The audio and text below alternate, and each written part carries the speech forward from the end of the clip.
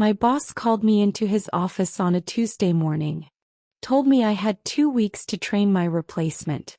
He handed me $10,000 cash and said, "Teach them everything you know. Do it right or you're done here."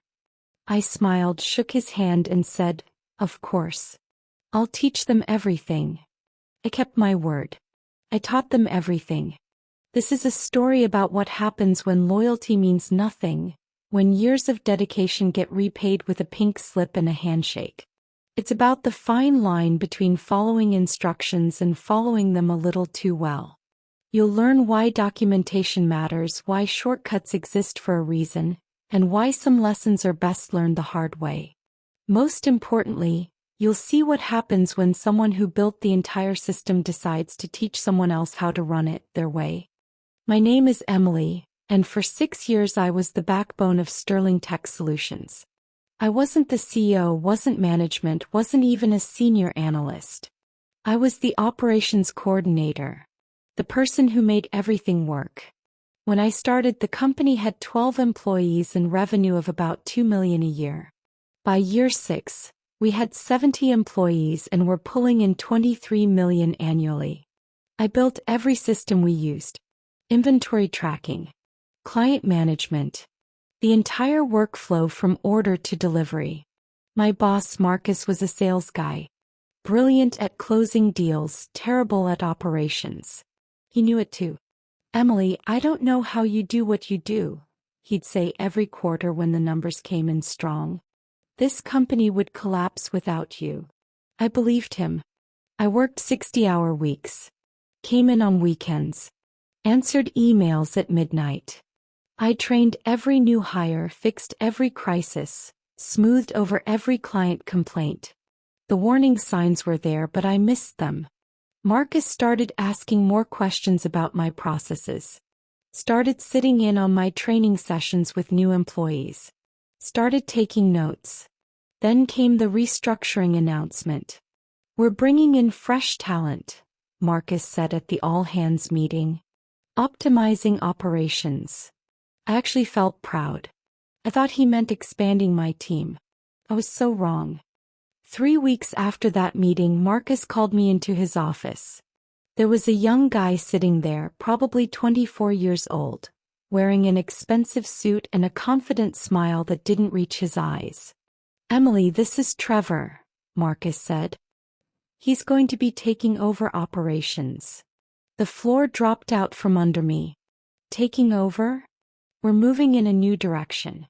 Trevor has an MBA from Stanford, fresh perspectives on operational efficiency. You'll train him for 2 weeks, then we'll transition you to a consultant role. Consultant role. That's corporate speak for "you're fired but we need you a little longer." I looked at Trevor. He was scrolling through his phone, barely paying attention. This kid had probably never managed a single real crisis in his life. "I see," I said quietly. "And after the 2 weeks?" Marcus slid an envelope across the desk. $10,000. Trainee bonus. Plus your severance, of course. All you have to do is teach Trevor everything. Everything. 6 years of knowledge. 6 years of late nights and weekend emergencies and systems I built from scratch. Teach it all to this kid in 2 weeks. I thought about refusing. Thought about walking out. Thought about telling Marcus exactly what I thought of his fresh perspectives. That I smiled. Picked up the envelope. Shook Trevor's hand. "I'll teach him everything," I said. And I meant it. The first week I was the perfect trainer. Patient, thorough, detailed. I showed Trevor every system, every process, every workflow. I gave him my documentation, my notes, my emergency contact list. Trevor barely looked up from his phone. Yeah, I got it," he'd say. "This is pretty basic stuff." I streamlined way more complex operations at my last internship. Internship. This kid's biggest accomplishment was an internship. But I kept teaching. Kept showing him everything. And I made sure to answer every single question he asked. Stay with me. What happens next will shock you. On day 4, Trevor asked me about the inventory system. Why do you track units in 3 different places? Seems redundant. It's a backup system, I explained. The main database, the spreadsheet, and the physical count. If one goes wrong, we have 2 others. He smirked. That's pretty inefficient. I just used the database. The database crashed last year. We lost 2 days of orders. The backup saved us. Sounds like you need a better database. I smiled. You're probably right. You should definitely streamline that. I watched him make a note. Perfect. On day 7, he asked about client communications. You send like 5 reminder emails for every order. Isn't that overkill? Some clients need more reminders than others. Mrs. Patterson, for example, she's elderly and sometimes forgets. She appreciates the extra touch points. Trevor rolled his eyes. We're not a babysitting service. 1 confirmation email should be enough. If they can't remember, that's on them. You're right, I said. Much more efficient your way. He made another note. Excellent. By day 10, Trevor had stopped taking notes entirely.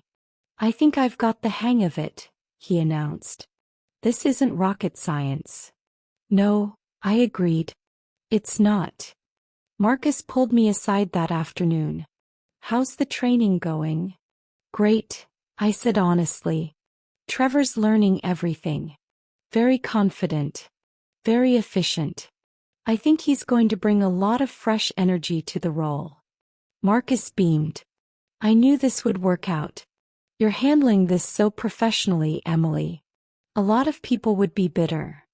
Oh, I'm not bitter at all, I said. And I wasn't. I was something else entirely. You won't believe where this goes. On my second to last day, Trevor asked me about the supplier relationships. You have this weird system where you call them every Monday morning. Why not just email? The Monday calls keep the relationships strong, I explained. Our suppliers give us priority shipping, better prices, first access to limited inventory. That doesn't happen through email. He laughed. That's old school relationship stuff. Everything's transactional now. They'll give us good service if we pay them. That's how business works. You're absolutely right, I said. Very modern thinking. He didn't call them Monday. Or the next Monday. Or ever, as far as I know. My last day arrived. Marcus handed me my severance check. Trevor didn't even look up from his computer to say goodbye. Good luck, Trevor, I said at the door. I taught you everything you need to know. Thanks, he said, already forgetting I existed.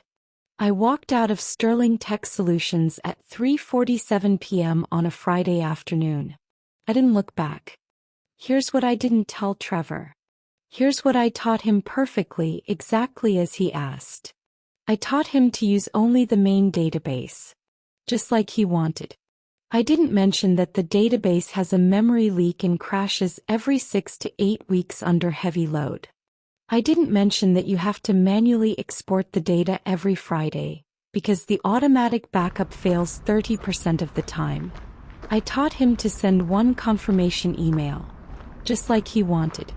I didn't mention that our client base includes 27 elderly customers who need multiple reminders, 15 international clients in different time zones who need customized communication schedules, and 8 corporate accounts with specific protocol requirements spelled out in their contracts.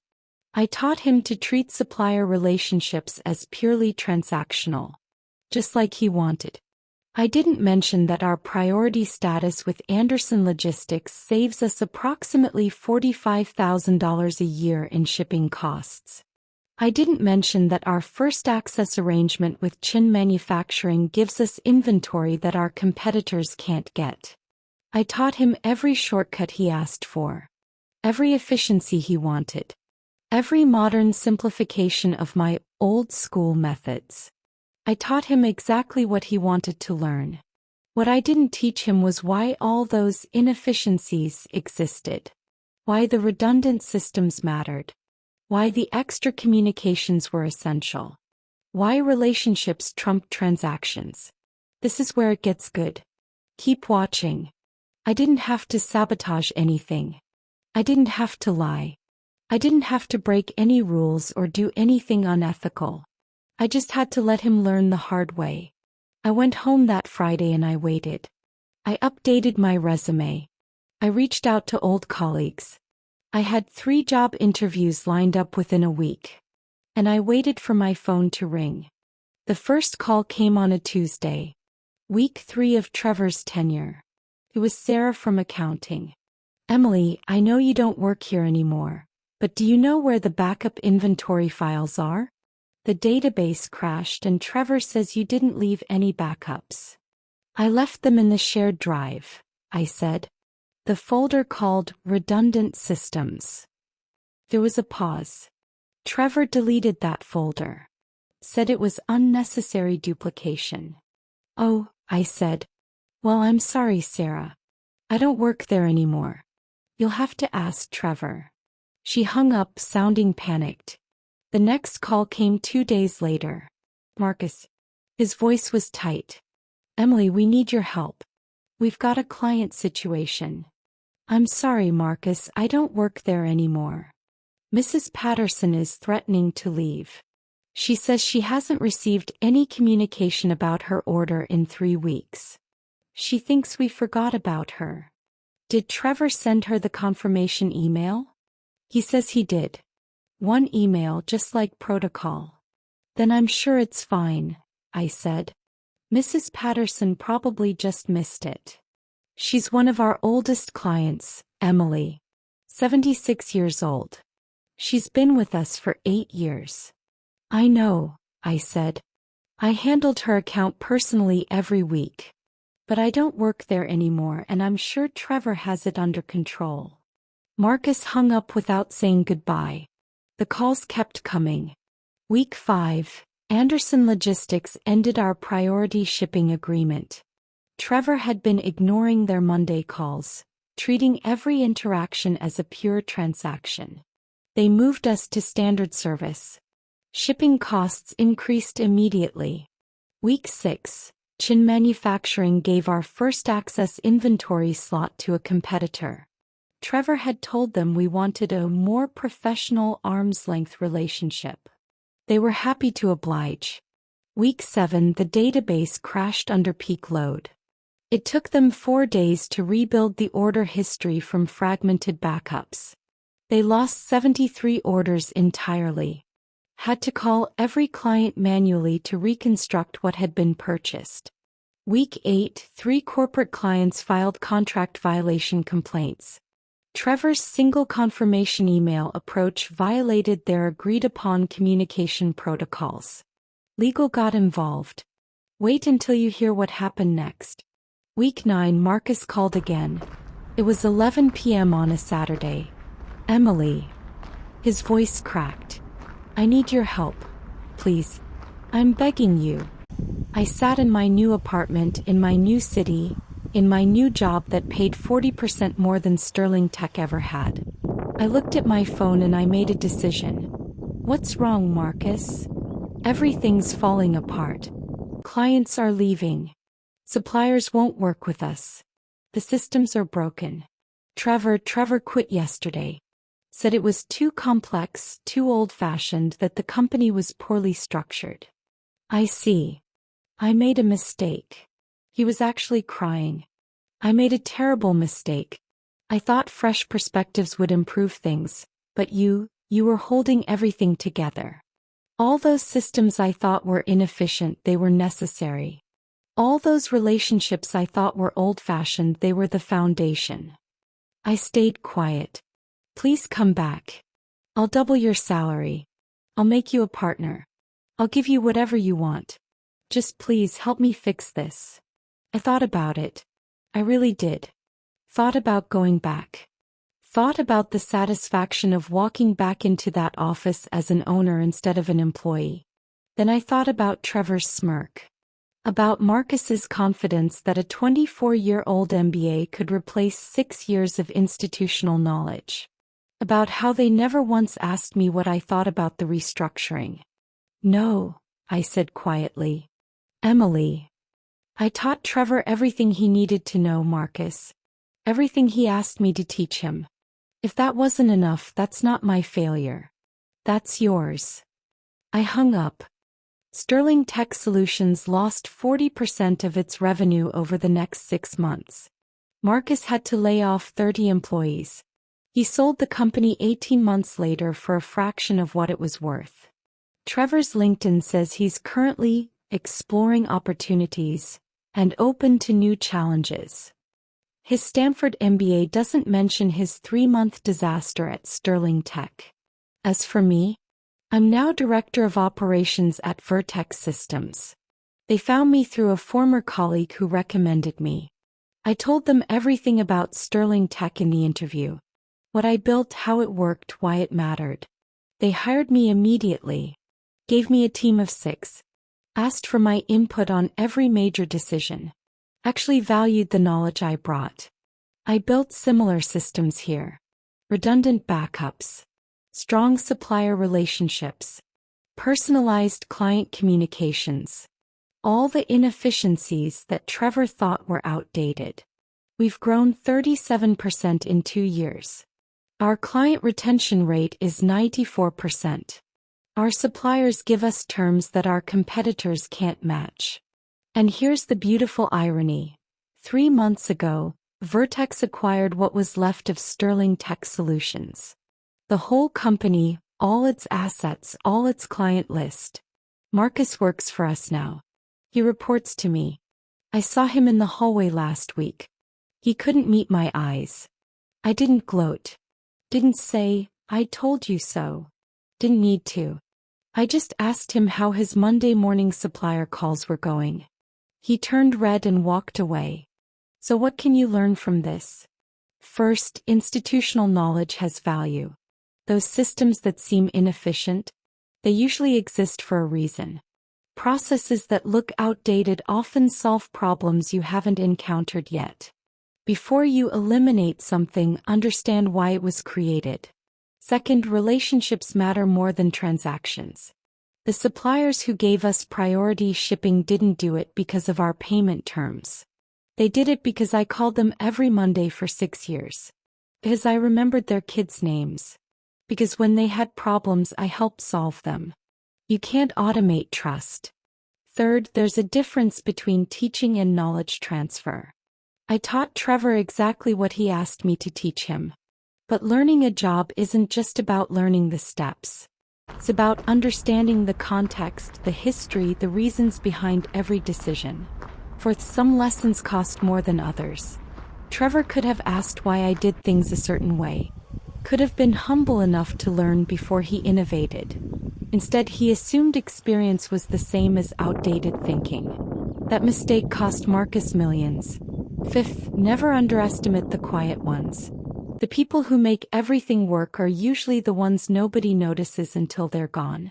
If someone is holding your organization together and you don't realize it, you'll find out the expensive way. I didn't have to sabotage Trevor. I didn't have to lie or cheat or break any rules. I just had to let him be exactly as smart as he thought he was. Here's what happened. Marcus replaced institutional knowledge with an MBA. Trevor eliminated inefficiencies without understanding their purpose. I taught him everything he asked to learn. He learned why those systems existed when they failed. The company collapsed, I thrived, and I eventually acquired what was left. The lesson? Sometimes the best revenge is just getting out of the way and letting people learn from their own mistakes. If this resonated with you, you know what to do.